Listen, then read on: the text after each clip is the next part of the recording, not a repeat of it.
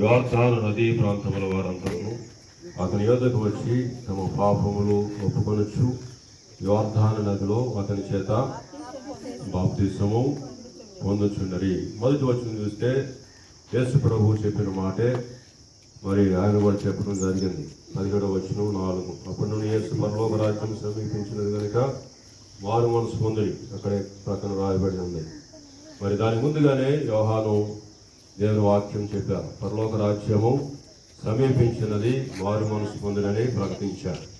తర్వాత అక్కడున్న యోదయ యెరూషలేము ప్రాంతం వారందరూ కూడా అతని యొద్దకు వచ్చి ఏం చేశారంటే వాళ్ళు తమ పాపములను ఒప్పుకొనొచ్చు యోర్దాను నదిలో అతని చేత బాప్తిసము పొందుచున్నది.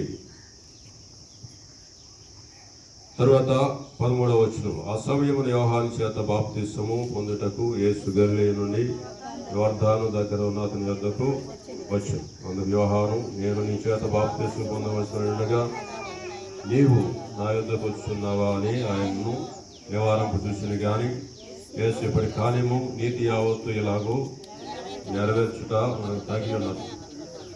కాబట్టి మనం దేవుని నమ్ముకొని మనం బాప్తిసం పొందటం ద్వారా నీతిమంతులుగా మనం తీర్చబడతాం, రక్షణ పొందటం ద్వారా. కాబట్టి నీతి యావత్తు ఇలాగూ జరగాలి. యేసు ప్రభు కూడా ఆయన దేవుని కుమారుడే, కానీ ఆయన కూడా ఏం చేశారండి, బాప్తిసము తీసుకున్నారు. ఎప్పుడైతే బాప్తిసం తీసుకున్నారో 16వ వచనం, యేసు బాప్తిసం పొందిన వెంటనే నీళ్ల నుండి ఒడ్డుకు వచ్చెను.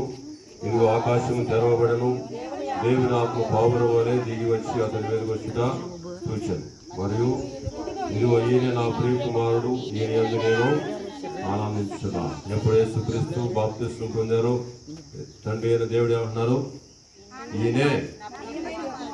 అలాగే మనం బాప్తిసం పొందటం ద్వారా దేవుని యొక్క ప్రియ కుమారులుగా కుమార్తెలుగా దేవుడు ఏం చేస్తాడు, మనల్ని మారుస్తాడు. ఎందుకంటే దేవుని మాట విని మనం రక్షణ పొందుతున్నాం కాబట్టి.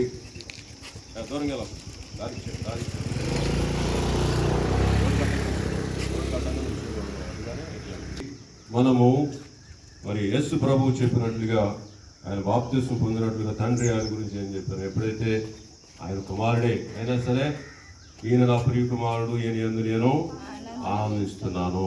దేవుడు మన యందు ఆనందించాలంటే దేవుడు చెప్పినట్లుగా మనం రక్షణ పొంది మనం బాప్తిసం పొందినట్లయితే, మారు మనసు పాపక్షమ పొందినట్లయితే దేవుడు మన యందు ఆనందిస్తాడు. కాబట్టి మరి దేవుడు చెప్పినట్లుగా మరి యేసు ప్రభువు ఆయన దేవుడే ఉండి కూడా ఆయన కూడా ఏం చేశాడు, బాప్తిసము తీసుకున్నారు.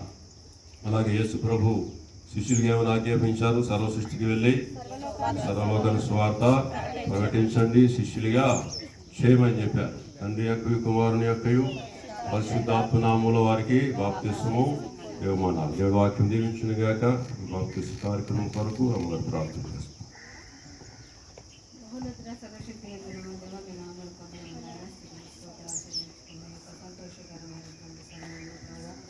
మీ కృపను తోడుగా ఉంచండి. బిడ్డలు మీరు రక్షించుకొని అన్నతైన పశ్చాత్తాపంతో వారి బిడ్డలను సరి చేసుకొని ప్రభా దేవా ఆయన హృదయాంతరంగంలో ప్రభా శుద్ధి కలిగిన ఆయన మిమ్మల్ని తమ సొంత రక్షకులుగా అంగీకరించినట్లుగా బాహాటముగా ప్రభా బిడ్డలు అనేకులకు తెలియనట్లు బాప్తిస కార్యక్రమంలో ప్రభా బిడ్డలకు మీరు తోడైందండి. మీరు ఎలాగో ఆత్మచేత అభిషేకించబడ్డారో ప్రభా రీతిగా బిడ్డలు కూడా నాయన మీ సాక్షులుగా ప్రభా అనేకులకు మాదిరిగా బిడ్డలుగా నాయన అనేకులను ప్రభు నీ వైపు తెప్పేటువంటి వారిగా మీ ఆత్మచేత మీరుగా నింపండి. ప్రభావ వారి యొక్క విశ్వాస జీవితము దినదినాభివృద్ధి చెందుతూ ప్రభు ఇంకా బలం పొందుతున్నట్లు మీకు సహాయం చేయండి. వాళ్ళని దీవించి ఆశీర్వదించుకొని యేసునామమున వేడుకుంటున్నాము తండ్రి. జై జయ యేసు రాజా జై జయ.